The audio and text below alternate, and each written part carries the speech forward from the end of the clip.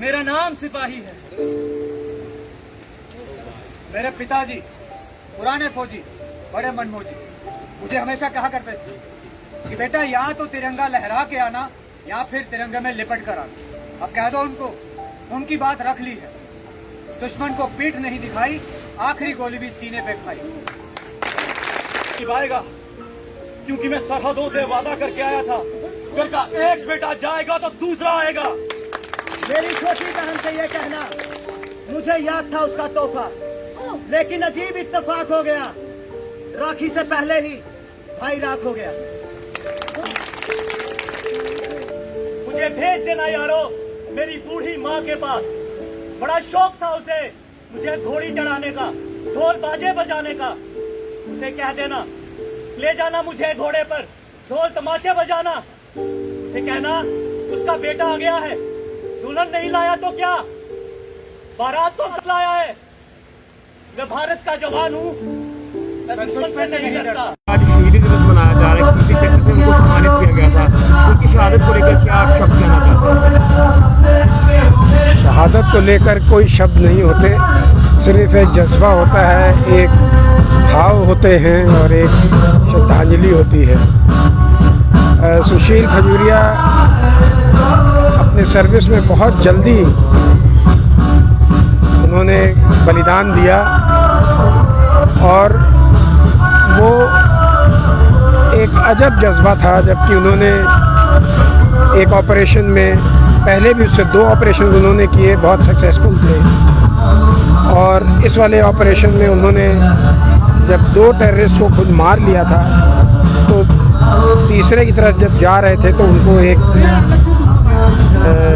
गोली लगी और उससे उनको शहादत हुई। वो भी 2 दिन बाद हुई। उन्होंने इतनी जल्दी हिम्मत नहीं तोड़ी। तो जैसे मैंने कहा कि वो क्या जज्बा होता है जो लोगों को इतनी बड़ी कुर्बानी देने के लिए तैयार करता है, वो यही होता है कि उनमें खुद के लिए इतनी चिंता नहीं होती जितनी देश के लिए होती है, हम लोगों के लिए होते हैं, अपने कर्तव्य के लिए।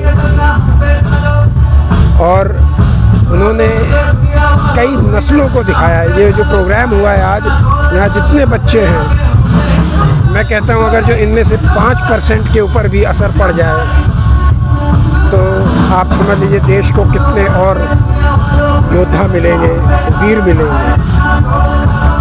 इस मामले में मैं ये कहूँगा कि खजूरिया परिवार ने एक बहुत बड़ा काम किया है, इस तरह से उनका नाम रोशन करने के लिए सुशील जी का, और साथ ही यहाँ के लोगों को प्रेरणा देने के लिए, बड़ों को एक गर्व देने के लिए, छोटों को प्रेरणा देने के लिए ये स्थल है। मैं खुद बहुत ही संतुष्ट हूँ और बहुत ही खुश हूँ इस बात से कि आज मैं यहाँ आया। और चाहे मैं वैष्णो देवी नहीं जा सका, लेकिन मुझे इस तीर्थ पर बुलाकर बहुत ही अच्छा लगा, आकर बहुत अच्छा लगा। और मैं चाहता हूँ कि ये जलसा हर वर्ष होता रहे, ताकि हर वर्ष लोगों को सुशील जी की सोच के बारे में एक प्रेरणा मिले। अगर जो वो होते तो इस आज करके जो दौर हैं उनमें जो विचार आ रहे हैं उनके बारे में उनका क्या जज्बा होता, ये हमेशा उनको याद रहता रहेगा। लोगों को यहाँ के प्रशासन की ओर से मैं केवल इतना कहना चाहूँगी कि मुझे गर्व है कि मैं उस सांबा में आज कार्यरत हूँ जहाँ की पावन भूमि में कोने कोने से वीर निकलते हैं। और मुझे गर्व है कि इसी धरती से ऐसे वीरों ने भी जन्म लिया जिन्होंने देश की रक्षा के लिए अपने प्राणों की कुर्बानी दे दी।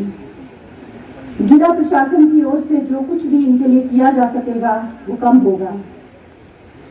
हम उनकी कमी को पूरा नहीं कर सकते, तो जो भी हमसे होगा, मैं यहाँ से ये एक कमिटमेंट करना चाहती हूँ उनके फैमिली मेंबर्स को, सबको, कि कभी भी हमारी कोई भी जरूरत आपको हो, आपकी हर मुश्किल घड़ी में हम आपके साथ हैं।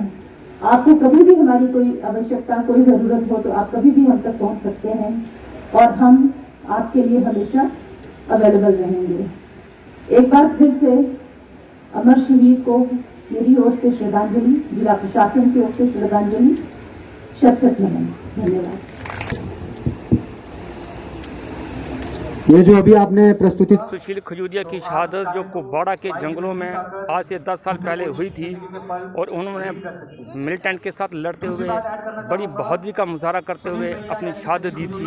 हम सबको सांबा जिला के होने के नाते हमें बहुत गर्व है और हम चाहते हैं कि उनका ये शहीदी दिवस शहादत के तौर पर तो मनाया ही जाए, बल्कि हम उसको सेलिब्रेट करें। ये कोई एक दुख मनाने वाला दिन नहीं, बल्कि उसको कमेमोरेट करने वाला दिन है। इसलिए मैं सभी युवा पीढ़ी को जो जहाँ की इस गांव के साथ जुड़ी हुई है और जाम्बा के साथ जुड़ी हुई है, उन सब के साथ मैं निवेदन करता हूँ कि ये जो हमारे रियल हीरोज़ हैं, रियल टाइम हीरो हमारे यही लोग हैं जिन्होंने अपने प्राणों की आहुति देकर देश की सीमाओं पर लड़ते हुए अपने देश की इंटीग्रिटी को कायम रखा है। बाकी ज़्यादा कुछ नहीं कहते हुए मैं ये कहूँगा कि जिन कुपवाड़ा के जंगलों में इनकी शहादत हुई है, मुझे भी वहाँ पे सर्व करने का मौका मिला है। मैं 3 साल 2003 और 2006 के बीच में वहाँ पे सर्व कर चुका हूँ और मुझे पता है कि वहाँ के टेरेन कितने डिफ़िकल्ट हैं, वहाँ के जो जंगल हैं वो कितने घने हैं और वहाँ पे वेजिटेशन बहुत होने की वजह से उन लोगों को, उन फौजी जवानों को कितनी मुश्किल से ये लड़ाई लड़ी हुई होगी, इस बात का मुझे अंदाज़ा है। तो एक बार फिर उनको मेरी तरफ से सैल्यूट।